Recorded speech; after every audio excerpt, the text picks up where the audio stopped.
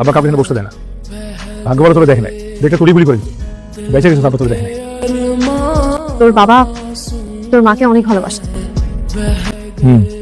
চলো, আমরা পুরুষ অনেক অদ্ভুত, খুব সহজে ওকে ভালোবাসি না। যদি সত্যি সত্যি কথা এত ভালোবেসে ফেলি, তার মায়া জড়ায় যায়, তখন সে আমাদেরকে ছেড়ে চলে গেল, আমরা ওই জায়গাতেই থেকে যাই। কারণ পুরুষও ছেড়ে দিতে পারে, তো মন থেকে মুছে ফেলতে পারে না। এমনই পছন্দ হয়েছে যে ভাইজান আমার সাথে তার বিয়াও দিছে, বিয়া দেওয়া ঘর জামাই করে রাখছে।